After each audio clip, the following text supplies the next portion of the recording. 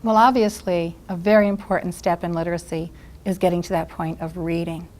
Interestingly enough, in a Montessori classroom where all of these activities are available, our children typically write, as with the movable alphabet, before they read.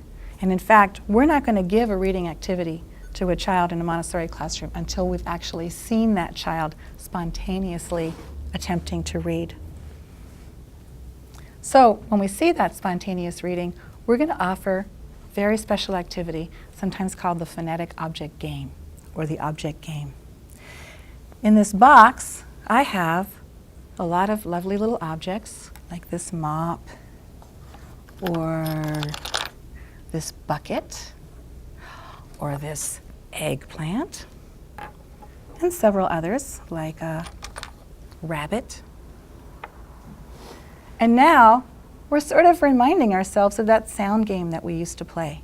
Maybe we're still playing, where we have little objects, different objects, and we're thinking about the objects in terms of the sounds that we use to say them.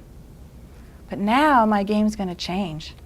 And for my child, I'm going to say, I'm going to think of one of these objects on the table, but I'm not going to say anything out loud. I'm going to write it down so you'll know what I'm thinking. And then, modeling my best handwriting, I will actually write the name of one of these objects.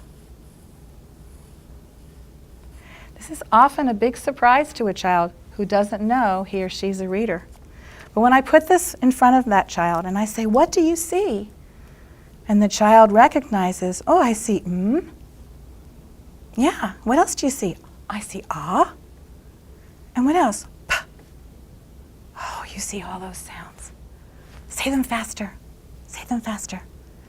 And of course, it's kind of easy because it's going to be one of these things on the table, not anything in the whole world. The context is here immediately, that one of these objects is going to be described here.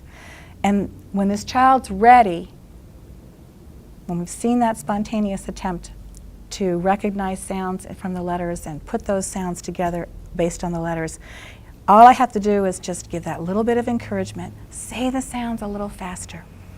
Don't make a space between them. What is it? And suddenly the child hears himself going, mop, op, mop, mop, mop. Yes, and together we have a big celebration. It's mop. And we just continue playing the game for all the objects. There's usually about 10 in the box.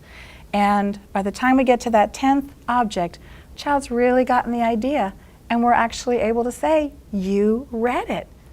I actually am fond of saying, you read my mind, because that's what reading is, after all. It's silent communication of one thought from one mind to another. And we get that right here in this very simple game. And now, a child is totally ready to begin a whole progression of activities that will continue for as long as she's in the environment, that will lead her to more and more exciting reading experiences.